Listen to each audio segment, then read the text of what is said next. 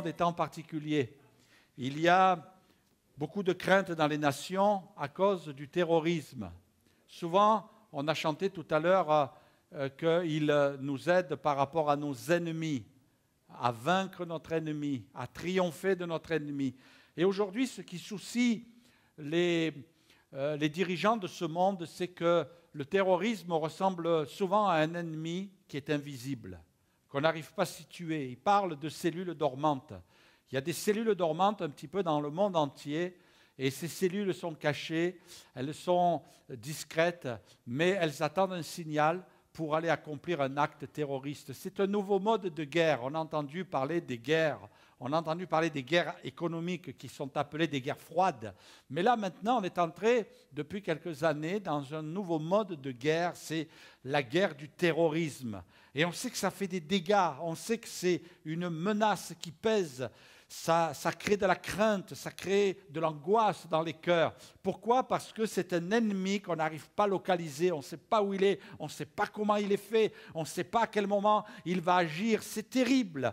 Et je crois que la Bible nous parle aussi d'un ennemi redoutable qui, lui, est entré en guerre avec nous, et on en a parlé tout à l'heure, et il essaie de se dissimuler derrière des fêtes comme Halloween, par exemple.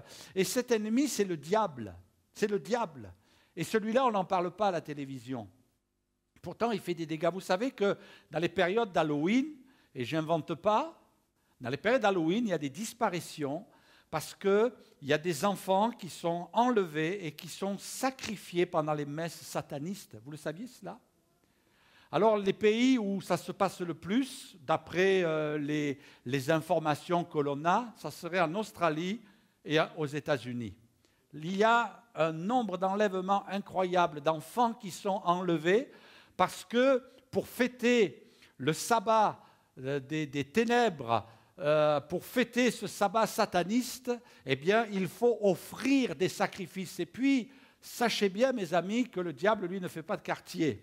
Il veut prendre ce qui va le plus nous anéantir. Il veut prendre nos propres enfants et des enfants innocents et puis les offrir. Et c'est quelque chose de terrible. Mais on n'a pas conscience de tout ce que le diable veut accomplir. C'est Baudelaire qui disait que le diable, eh bien, avait qu'un but, c'était de se cacher, de se camoufler, de faire croire, disait-il, qu'il n'existe pas. Et c'était une astuce, disait Baudelaire. D'ailleurs, il le côtoyait, il le connaissait un petit peu quand même.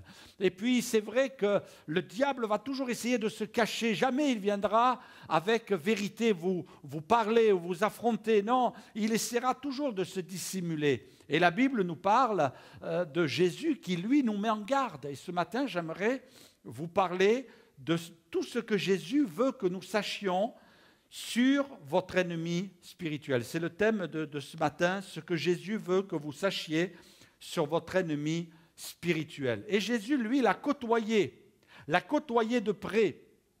Et là, il va dénoncer ses manigances, il va dénoncer ses œuvres. Lisons ensemble ce texte qu'on voit dans l'évangile de Luc, chapitre 4. Tout de suite, Gwendoline, tout de suite après le baptême, Jésus est allé dans le désert. Je ne sais pas si ça va t'arriver, mais si tu connais des combats, n'aie pas peur, Jésus est toujours avec toi. Jésus, rempli du Saint-Esprit, revint du Jourdain où il a été baptisé à l'âge de 30 ans et il fut conduit par l'Esprit dans le désert où il fut tenté, c'est clair, hein, par le diable. Pendant 40 jours, il ne mangea rien durant ces jours-là et après qu'ils furent écoulés, il eut faim. Le diable lui dit, « Si tu es fils de Dieu, ordonne à cette pierre qu'elle devienne du pain. » Jésus lui répondit, « Il est écrit, l'homme ne vivra pas de pain seulement. » Le diable l'ayant élevé, lui montra en un instant tous les royaumes de la terre. Et lui dit, « Je te donnerai toute cette puissance et la gloire de ces royaumes, car elle m'a été donnée, et je la donne à qui je veux. Si donc tu m'adores, elle sera toute à toi. » Jésus lui répondit, il est écrit, « Tu adoreras le Seigneur ton Dieu, et tu le serviras lui seul. » Le diable le conduisit encore à Jérusalem, le plaça sur le haut du temple, et lui dit, « Si tu es fils de Dieu, jette-toi d'ici en bas, car il est écrit, il donnera des ordres à ses anges à ton sujet afin qu'ils te gardent. Et ils te porteront sur les mains de peur que ton pied ne heurte contre une pierre. » Jésus lui répondit, il est dit, tu ne tenteras point le Seigneur ton Dieu. Et après l'avoir tenté de toutes ces manières, le diable s'éloigna de lui jusqu'à un moment favorable. Jésus, revêtu de la puissance de l'Esprit, retourna en Galilée et sa renommée se répandit dans tout le pays d'alentour. Amen. Il ne manque pas d'air, le diable. Hein? Il ne manque pas d'air. Hein? Il va affronter le Fils de Dieu. Il va affronter Jésus. Il n'a peur de rien. Il veut vraiment essayer d'aller jusqu'au bout dans son activité, dans son œuvre. La Bible nous montre d'une manière claire que le but du diable, c'est de venir comme un voleur qui ne vient que pour dérober, pour égorger et pour détruire. Ça, c'est sa mission, c'est son œuvre. Et je crois que souvent, les gens ont méconnaissance de ces choses-là. Et ils ont tendance à lever le poing contre Dieu. Comme disait un jour quelqu'un, ça m'avait marqué, je ne l'ai jamais oublié. On voit des gens qui, ouais, s'il y avait un Dieu, vous avez déjà entendu ces gens-là, ouais, s'il y avait un Dieu, si Dieu existait, il n'y aurait pas tant de malheur, il n'y aurait pas tant de guerre, il n'y aurait pas tant de ceci, il n'y aurait pas de cancer, il n'y aurait pas de foyer brisé, s'il y avait un Dieu. Et la personne me faisait remarquer, est-ce que tu as déjà entendu des gens lever le poing en disant, ouais, c'est la faute du diable, ouais, le diable ci, le diable là, ouais, le diable.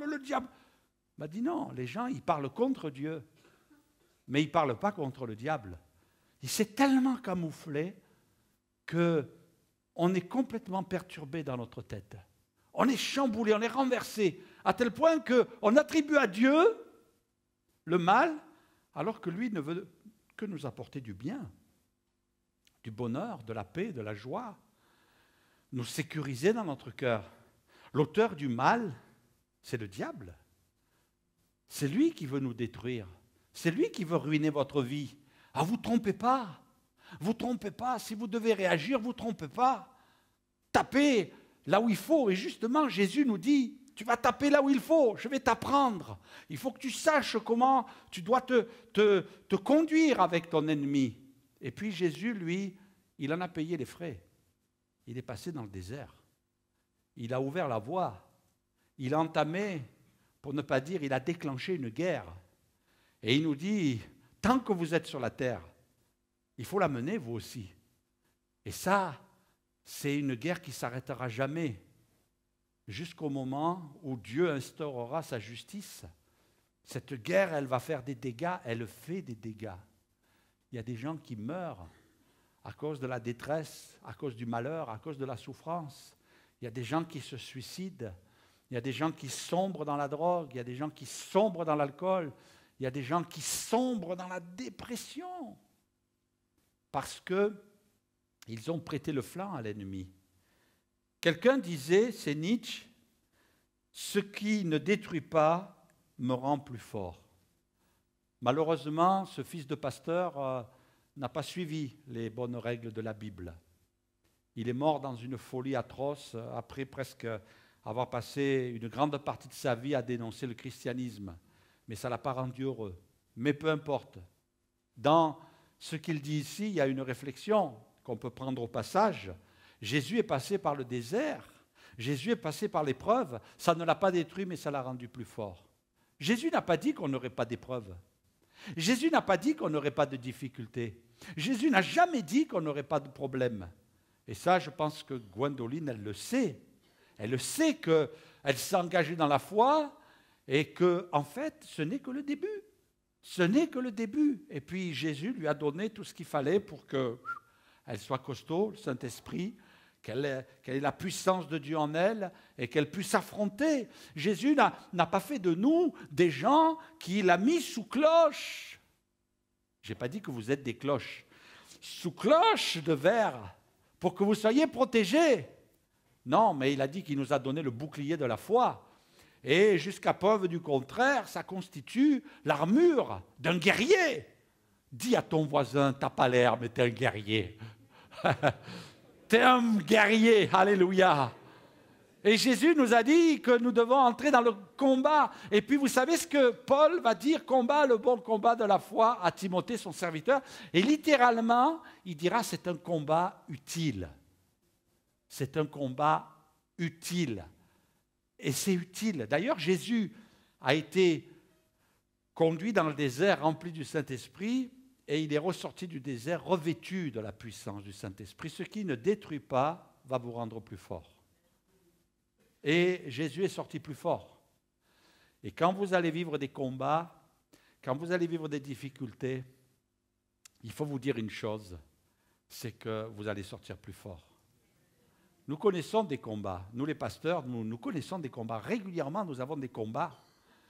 Et même des fois, la nuit qui précède une réunion, un culte où on sait que Dieu va agir, on a des combats. On a des combats. Mais on a appris à reconnaître les pas de l'ennemi. On a appris à discerner que ce combat, il n'est pas banal. Et même quelquefois, on l'attend avec joie, ce combat. On dit, wow. Là, je suis en train de m'en prendre plein la tête, mais c'est qu'il y a un combat qui est mené et qui va amener des victoires. Moi, je suis sûr qu'aujourd'hui, il y a des guérisons dans ce lieu. Je suis sûr qu'aujourd'hui, tout à l'heure, Myriam nous l'a fait chanter, il y a des chaînes qui vont tomber. Il y a des œuvres sataniques qui vont être détruites. Et si vous venez pour la première fois, on va prier pour vous. On veut prier pour vous. Si vous êtes malade, si vous êtes en dépression, si vous avez un problème dans votre vie de couple, si vous êtes là avec un problème sur votre lieu de travail, si vous êtes là avec des problèmes dans votre famille, si vous êtes là avec des soucis par rapport à votre voisinage, si vous êtes dans l'inquiétude par rapport à l'un de vos enfants, eh bien vous allez venir, parce qu'on voit ça dans la Bible. Les gens qui vivaient ce genre de problème venaient vers Jésus. Et puis qu'est-ce que faisait Jésus ? Il priait pour eux. Et Jésus nous a dit, faites pareil. Vous imposerez les mains aux malades et les malades seront guéris. Alléluia. En mon nom, vous chasserez les... Allez, redites-le avec moi. En mon nom, vous chasserez les... Alléluia. Et je crois que là, les démons sont en train de se frotter les mains, là, en disant, oh, c'est notre fête. Oui, ça va être ta fête, là, tout de suite. On va te la faire, nous, la fête ici. On va te célébrer ta fête ici. On va dire, dans le nom de Jésus, va-t'en. Satan, tu es obligé de fuir, alléluia, parce que Jésus a dépouillé, a désarmé les dominations des ténèbres en mourant sur la croix, alléluia. Amen. Amen. J'ai bien aimé ce que disait Sun Tzu, pardonne-moi pour la prononciation. On n'a pas sa photo parce que il est né à peu près 500 ans avant Jésus, 5 siècles avant Jésus. Donc, désolé, on n'a qu'une sculpture, j'avais pas mieux. Il disait, cet homme qui était un fin stratège des guerres, je crois que c'est le père de l'espionnage.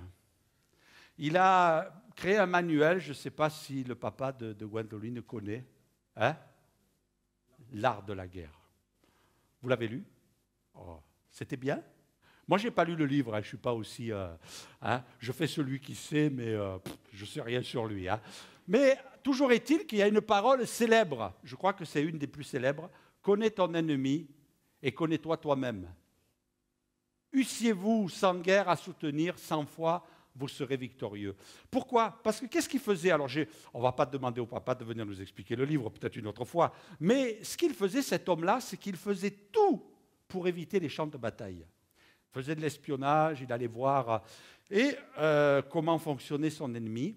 Et puis, il essayait de trouver des points faibles pour le déjouer, pour essayer de lui dire « Non, ne viens pas faire la guerre parce que ton point faible, parce que là, tu vas te prendre une raclée. » Et donc, il essayait au maximum, alors bon, je vous donne les grandes lignes de ce que j'ai lu dans les encyclopédies sur Internet, mais les grandes lignes, c'est qu'il fallait qu'il connaisse son ennemi. Et je crois que cet homme, je ne sais pas sur le plan de la foi ce qu'il avait, mais toujours est-il qu'il nous donne quelques petites indications. Moi, je crois que Jésus veut nous enseigner l'art de la guerre spirituelle. Amen. Déjà, il veut nous apprendre que le diable, c'est un voleur. Jésus dira, sachez-le bien, si le maître de la maison savait à quelle veille de la nuit le voleur doit venir, il veillerait et ne laisserait pas percer sa maison. Le diable, c'est un voleur. Et Jésus nous avertit, attention, il y a quelqu'un qui veut rentrer dans la maison de votre cœur, il y a quelqu'un qui veut rentrer dans la maison de votre famille et il veut faire des ravages, il veut détruire. Et puis le diable, vous savez, si vous le mettez à la porte, il passe par la fenêtre. Il y a même un grand classique aussi qui dit que quelquefois il veut passer par la cheminée. C'est quoi? C'est les 3 petits cochons? C'est un classique ça. Et puis, c'est vrai, même s'il faut tremper les pâtes dans la farine, ça aussi c'est un grand classique, eh bien, pour nous faire croire qu'il a pâte blanche, mais c'est que de l'illusion. Le diable est un menteur, c'est un voleur.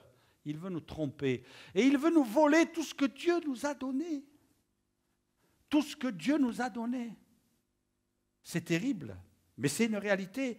Et c'est lui qui a volé votre joie. C'est lui qui a volé votre paix. C'est lui qui vole le bonheur des gens. C'est lui qui vole les richesses que Dieu a données à l'humanité. Dieu nous a donné des facultés à tel point que quand l'homme a sombré dans le péché, à un moment donné, Dieu a été obligé de verrouiller. Moi, je le conçois comme ça. Il a verrouillé des privilèges. Il a verrouillé certaines choses parce que l'homme allait en faire un mauvais usage. D'ailleurs, même en étant verrouillé, on s'aperçoit que le savoir de l'homme, quelquefois, amène certains à faire des choses nuisibles, destructrices pour son entourage. Alors si Dieu n'avait pas verrouillé, ça aurait été la véritable catastrophe. Il vient pour voler. Mais j'aimerais te dire une chose, c'est que Dieu a relevé le défi.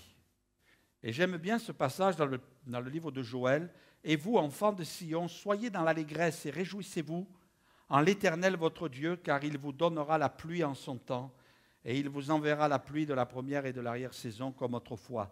Les airs se rempliront de blé, et les cuves regorgeront de mou et d'huile. Je vous remplacerai des années qu'ont dévoré la sauterelle, le gélec, le asile et le gazan, ce sont des espèces de sauterelles. Ma grande armée que j'avais envoyée contre vous. Vous mangerez et vous vous rassasierez, et vous célébrerez le nom de l'Éternel, votre Dieu, qui aura fait pour vous des prodiges, et mon peuple ne sera plus jamais dans la confusion. » À l'époque de Joël, il y avait eu des ravages, il y avait eu des famines, il y avait eu des cataclysmes, il y avait eu des invasions de sauterelles qui avaient tout ravagé les cultures à cette époque-là. Et c'était un jugement qui s'était abattu sur le peuple. Et le peuple était démuni, le peuple était dans la souffrance, était dans la disette. Et je crois que quelquefois, on ne se rend pas compte de la vie qu'on mène. Peut-être vous dites, oui, mais moi, vous savez, j'ai des années de malheur, j'ai des échecs dans ma vie, j'ai des souffrances. À cause de ça, j'ai perdu le sommeil, j'ai perdu le moral, j'ai perdu confiance. Je suis devenu quelqu'un de méchant, d'acariâtre. J'ai rencontré des gens qui vivaient ça, parce qu'ils avaient tellement été trahis dans leur vie, qu'ils avaient perdu cette joie de vivre, ils avaient perdu cette paix intérieure, tout ce que Dieu avait donné, peut-être même de la gentillesse à l'égard de leurs semblables. Ils sont devenus durs, ils se sont isolés, ils ont sombré dans la dépression, dans le silence, peut-être même dans le désespoir. Mais Dieu dit, c'est pas fini, moi je ne vais pas vous laisser tomber. Le diable a fait des ravages dans votre vie, le diable a fait des ravages dans votre famille, le diable a fait des ravages dans votre couple.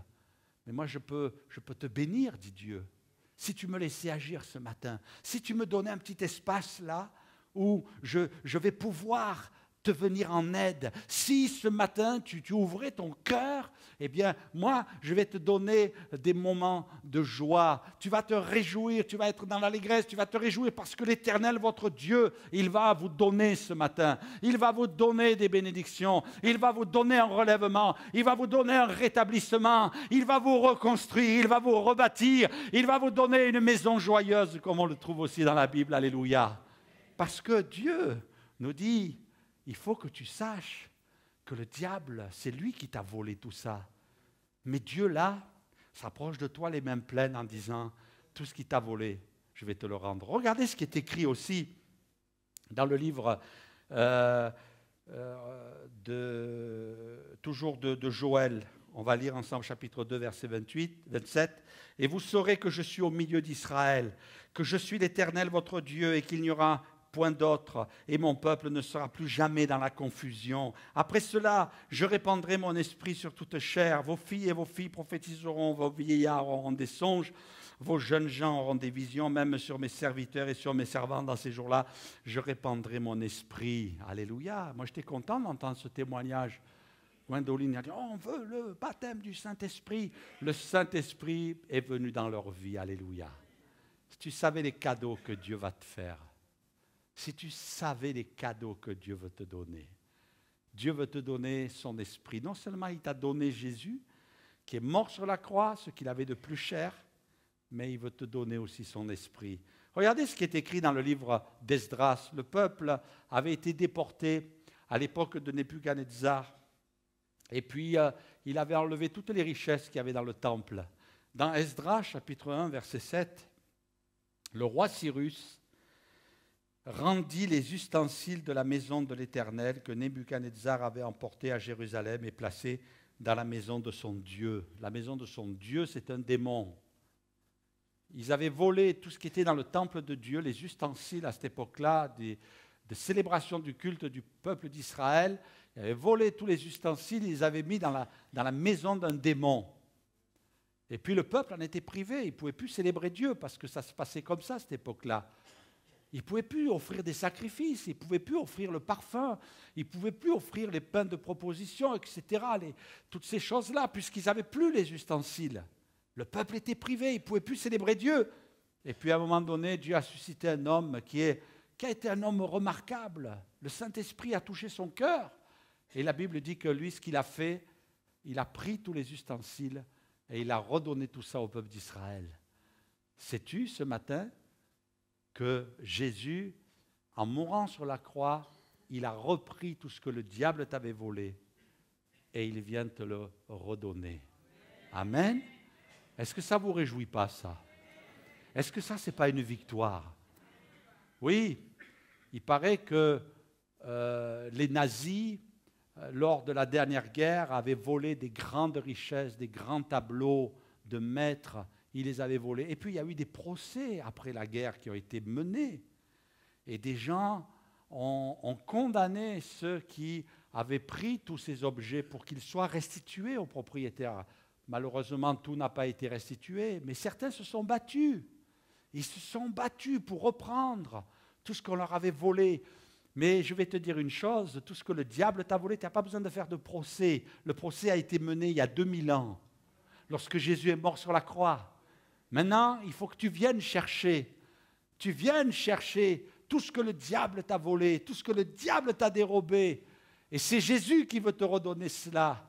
Aujourd'hui, tu peux vivre une vie nouvelle. La Bible dit, si quelqu'un est en Christ, il est une nouvelle création. Alléluia. Les choses anciennes, eh bien, sont passées. Voici, toutes choses sont devenues nouvelles. Deuxième chose, le diable est un menteur. Et je tiens à insister là-dessus. Jésus va dire dans l'évangile de Jean, chapitre 8, verset 44, ce que Jésus veut que vous sachiez sur votre ennemi. Vous avez pour père le diable, et vous voulez accomplir les désirs de votre père. Il a été menteur dès le commencement, et il ne se tient pas dans la vérité, parce qu'il n'y a pas de vérité en lui. Lorsqu'il profère le mensonge, il parle de son propre fond. Ça fait partie de sa nature. Il est menteur. Il est menteur. Parce qu'il n'y a pas de vérité en lui. Lorsqu'il profère le mensonge, il parle de son propre fond, car il est menteur et le père du mensonge. Ouais, il insiste. Hein. Si on n'a pas compris, on ne peut pas faire mieux. Hein. Il est menteur, il est le père du mensonge, il est l'auteur du mensonge. Donc il est un menteur. Et puis, moi j'ai un petit peu creusé le mot menteur, dans le grec, pourrait être traduit quelqu'un qui casse la foi. Il casse la foi, il vient casser ta foi. Je ne sais pas ce matin s'il y a quelqu'un qui est dans cet état. Il se dit, mais j'ai du mal à avoir la foi. Celui qui vient casser ta foi, qui vient détruire ta foi, c'est le diable aussi. Peut-être tu es cassé à l'intérieur, tu es cassé, il n'y a plus de ressort, on a déjà entendu cette expression, j'ai plus de dynamique, j'arrive plus à réagir. Tu es comme cassé à l'intérieur. Et le Seigneur Jésus nous dit, mais c'est parce que l'ennemi a mis des mensonges en toi, il a semé des mensonges en toi. Et Jésus vient pour rétablir la vérité dans ta vie. Je vois beaucoup de gens, et puis c'est toujours une grande joie de pouvoir aider les personnes qui viennent dans des entretiens. Je vois beaucoup de gens qui viennent avec des mensonges qui, pour eux, sont devenus des vérités.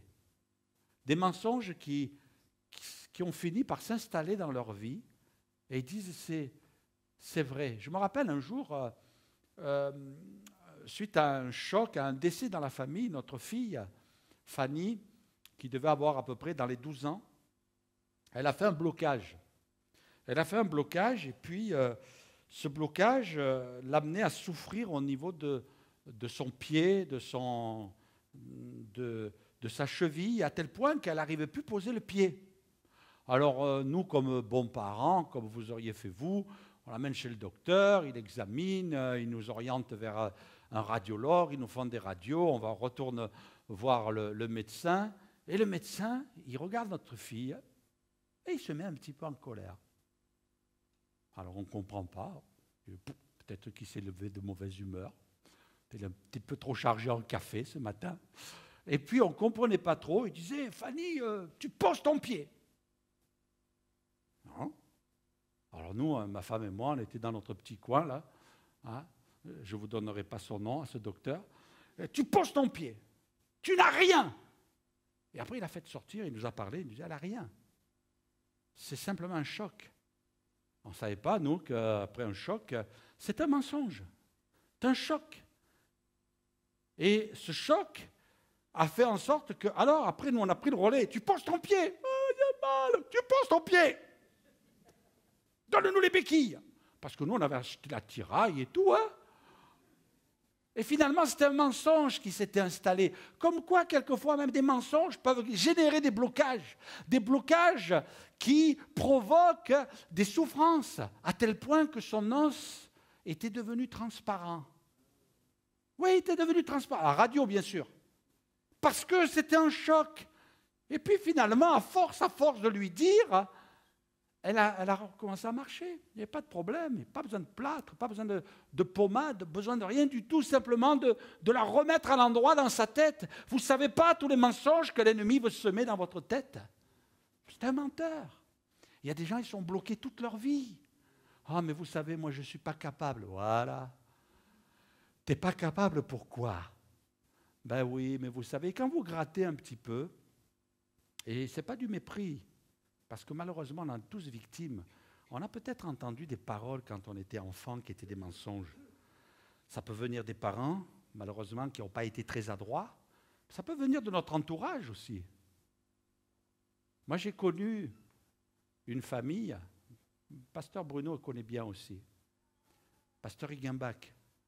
Son fils s'est suicidé à cause d'un prof de philo. Un prof de philo qui avait mis des mensonges. Et le papa nous disait, il s'est suicidé parce qu'il a été nourri par ce prof de philo. Il a tellement perturbé dans sa tête qu'il l'a conduit au suicide. Et je vous passe les détails. C'est tellement terrible. Il y a des gens qui sont capables de vivre un véritable enfer. Ben tiens, il en est l'auteur. Enfin, l'auteur. Il est celui qui conduit les gens en enfer. Parce qu'il y a un mensonge. Peut-être qu'il y a un mensonge dans votre tête. Moi, je vais vous dire une chose ce matin. Si vous venez à Jésus, il est capable de mettre des déblocages. Et ça, je peux vous assurer, quand moi je suis venu à la foi à l'âge de 16 ans, il y avait des blocages dans ma tête. Il y avait des blocages dans ma tête. À tel point que j'étais tellement bloqué, j'étais même bloqué dans mes études. Et puis le jour où je me suis converti, ça a été un sujet de prière. J'ai dit à Jésus, si tu pouvais simplement m'aider. Et puis j'ai vu ma vie changer. J'ai vu des déblocages disparaître. J'ai vu la grâce de Dieu sur ma vie. Ce n'est pas trop tard pour vous. Viens à Jésus. Il est l'objet de nos mépris, le diable, parce qu'il met des mensonges. Il est dit, regardez, Jésus l'a connu, Jésus leur dit, Élie viendra premièrement et rétablira toutes choses. Et pourquoi est-il écrit que le Fils de l'homme, qu'il doit souffrir beaucoup et être méprisé? Jésus a connu le mépris. Regardez ce qui est écrit au sujet de Jésus. Hérode, avec ses gardes, le traita avec mépris. Il a traité Jésus avec mépris. Jésus a connu le mépris. Lui, le Fils de Dieu, le Sauveur de l'humanité, il a connu le mépris. Il a été rabaissé, il a été humilié. Je ne sais pas si ça vous est déjà arrivé d'être humilié, d'être méprisé. Je me rappelle avoir vécu ça, étant ado, par un directeur d'école, en pleine classe. Il s'est défoulé sur moi. C'est terrible, hein? Mais ça a existé. Non, maintenant, il n'y en a plus. Maintenant, ils sont tous équilibrés. Hein? Mais à mon époque, moi, il y avait un petit peu de déséquilibré dans ce milieu-là. Hein? Et puis là, il s'est défoncé sur moi. Et puis, j'en ai eu 2 comme ça de directeurs. Ça a développé de la haine, de la violence. À tel point qu'un jour, par rapport à un directeur, je me suis vengé, mais vraiment, ça m'avait défoulé sur le coup, mais là, j'ai demandé pardon au Seigneur quand je me suis converti. Je me suis vraiment défoulé. Il y a des enfants parmi nous dont je voudrais être discret. Mais je m'étais dit dans ma tête, toi, mon gars, quand je serai plus grand, que je mesurerai quelques centimètres de plus, que j'aurai les biceps qui auront un petit peu grossi et les pectoraux qui se seront développés, je vais te faire la peau. Les enfants bouchaient les oreilles. Je vais te faire la peau, toi, mon gars. Et puis, je poussais avec ça. Et heureusement pour lui, je me suis converti. Heureusement, je m'en suis pris à sa voiture avant d'être converti. Je passerai les détails parce qu'il y a des enfants parmi nous. Mais après la voiture, c'était lui qui devait subir. Et tout ça parce qu'il y a eu du mépris. On n'imagine pas les paroles, les dégâts qu'elles peuvent occasionner, le menteur.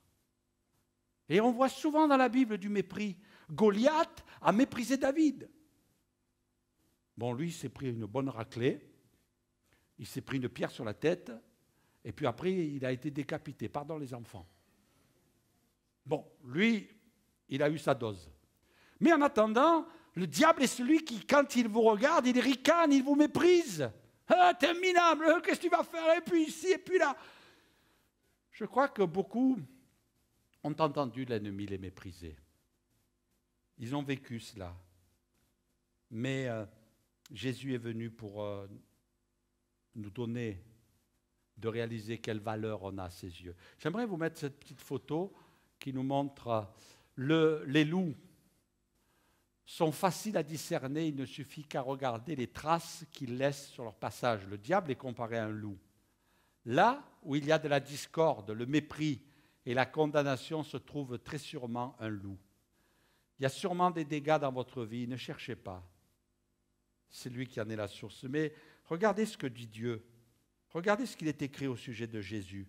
Vous savez que ce n'est pas par des choses périssables, de l'argent ou de l'or, que vous avez été rachetés de la vaine manière de vivre que vous aviez hérité de vos pères, mais par le sang précieux de Jésus, comme d'un agneau sans défaut et sans tache.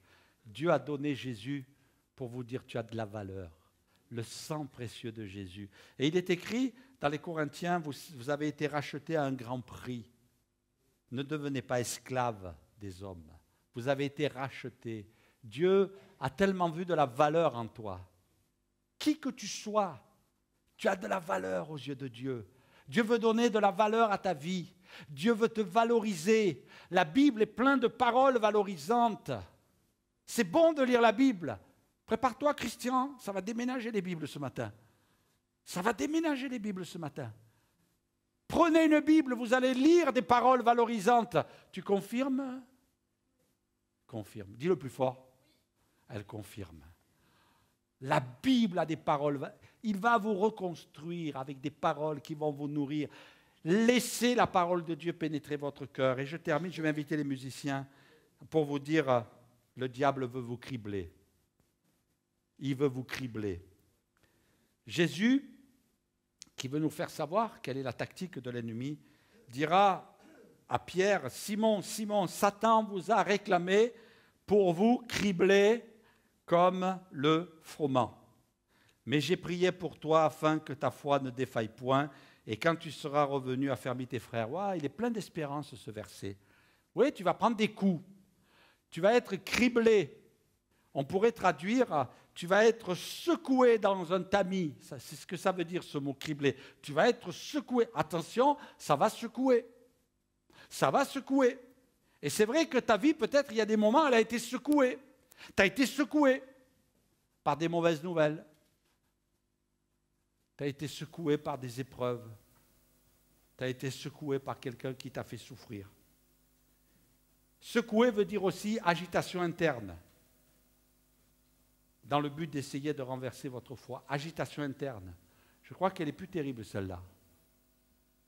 Vous savez qu'on a prouvé, il y a quelques années, ça remonte assez loin maintenant, dès qu'il y a un attentat sur un lieu, ça ne se faisait pas avant. Avant, on envoyait les secours, on récupérait les blessés, on les soignait. Maintenant, dès qu'il y a un attentat, dès qu'il y a un cataclysme, phénomène naturel, on envoie des psychologues qui vont là essayer de soutenir moralement les gens. Parce qu'on s'est aperçu que quand il y avait un attentat, par exemple, qu'une personne dans cet attentat perdait la jambe, avait la jambe coupée, sectionnée, eh bien, elle guérissait au bout de à peu près 6 mois. Il y avait une guérison aussi bien des chairs externes que des chairs internes, enfin internes. Et puis, on s'est aperçu que les gens vivaient avec des traumatismes pendant des années durant. Des années durant.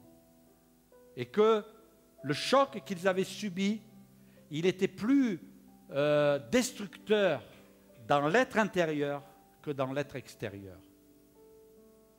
Et aujourd'hui, on a toutes sortes de spécialistes qui sont formés pour aller sur les lieux et soutenir quelquefois même les familles. Vous avez vu quelquefois même dans des crashs d'avion, il y a les psychologues qui sont sur place pour soutenir la famille, tellement c'est destructeur. Il est venu pour nous cribler, pour qu'on vive des agitations internes. Il sait les dégâts qu'il peut y avoir à l'intérieur. Peut-être que vous avez une infirmité physique, mais vous la supportez. Mais celle qui est à l'intérieur, ça fait des années que vous la traînez. Des années. J'ai vu des gens âgés en disant « j'en veux à ma mère ». Mais elle est morte il y a 30 ans. Mais j'en veux à ma mère. Elle m'a fait souffrir et je souffre encore. Et même certains qui étaient là dans les soins palliatifs entendaient des gens mourants qui criaient « maman, papa, maman, maman ». Tellement c'est quelque chose qui est ancré. Je ne dis pas que nos parents ont été destructeurs, mais je vous parle des souffrances intérieures qui vous détruisent. Peut-être tu as été méprisé sur ton lieu de travail et on t'a dit voilà, à partir de la semaine prochaine, tu es licencié et tu as connu une période de chômage qui t'a détruit. Qui t'a détruit. Et tu dis mais qui pourra me reconstruire? Qui pourra me rebâtir? Qui pourra essayer de me guérir à l'intérieur? Il est venu pour me détruire. Et Jésus nous avertit. J'aimerais vous montrer des petites photos. On va vous la mettre. On est là sur le point de départ. Et puis on démarre dans la vie. On a des rêves. On a un but à atteindre. On a un objectif. Et on se dit, je vais me marier, je vais faire des études, je vais avoir un travail, je vais avoir un poste. On est plein de motivation. Et puis là, sur le chemin de la vie, il y a des faux amis, il y a des pessimistes, il y a une société qui est cruelle, il y a la peur, il y a la culpabilité, peut-être même des membres de notre famille qui nous attendent. Et puis avant d'arriver à atteindre le but, on peut peut-être y arriver, mais dans quel état? On a tellement pris de coups. On a tellement subi et quelquefois on est affalé sur le bord du chemin. On n'a même pas pu avancer. On a été détruit. On nous a coupé à la base. On a essayé de nous sectionner pour qu'on n'avance pas. Aujourd'hui, il y a un grand mal-être dans la jeunesse. Il y a une grande détresse chez les jeunes. Parce qu'il n'y a pas de but. On va où? Où on va? On va nulle part. Mais moi, j'aimerais te dire, mon ami, il y a un but bien plus glorieux. C'est que, au lieu de regarder devant, regarde là-haut. Jésus a dit, je vais vous préparer une place. Et tu ne peux pas savoir ce que ça va générer dans ton cœur. Tu ne peux pas t'imaginer 2 minutes la paix qui va prendre place. Parce que tu sais que le but, il n'est pas ici-bas. Il est là-haut. Oh, ça va être extraordinaire.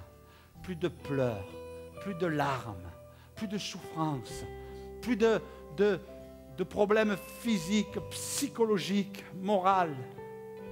Tout va être restauré. Le but, il est là-haut. Et Jésus a déblayé le terrain.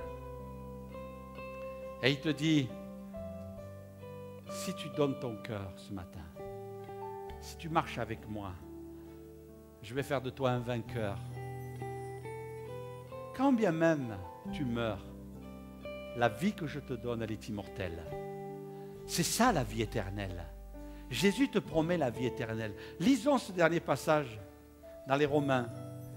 Lui qui n'a point épargné, Dieu qui n'a point épargné son propre Fils, mais qui l'a livré pour nous tous, comment ne nous donnera-t-il pas aussi toutes choses avec lui? Qui accusera les élus de Dieu? C'est Dieu qui justifie. Qui les condamnera? Christ est mort, bien plus, il est ressuscité, il est à la droite de Dieu et il intercède pour nous. Qui nous séparera de l'amour de Christ? Sera-ce la tribulation, l'angoisse, la persécution, la faim, la nudité, le péril, l'épée? Selon qu'il est écrit, c'est à cause de toi qu'on nous met à mort tout le jour, qu'on nous regarde comme des brebis destinées à la boucherie. Mais dans toutes ces choses, lisez-le avec moi, confessez-le de votre bouche, mais dans toutes ces choses, nous sommes plus que... Amen, plus fort, nous sommes plus que... Par celui qui nous a aimés. Car j'ai l'assurance que ni la mort, ni la vie, alléluia, ni les anges, ni les dominations, ni les choses présentes, ni les choses à venir, ni les démons, ni les sorcières, ni Halloween, ni les puissances, ni la hauteur, ni la profondeur, ni aucune autre créature ne pourra nous séparer, alléluia. Oh, nous séparer de l'amour de Dieu. Oh, alléluia, l'amour de Dieu en Jésus notre Sauveur. Oh, gloire à Dieu, alléluia. Oh, proclamez notre Seigneur ce matin. Oh, merci Jésus. Oh, merci Jésus de nous aimer. Merci Jésus d'être venu mourir sur la croix. Merci Jésus. Parce que ce matin, tu viens à la rencontre de quelqu'un.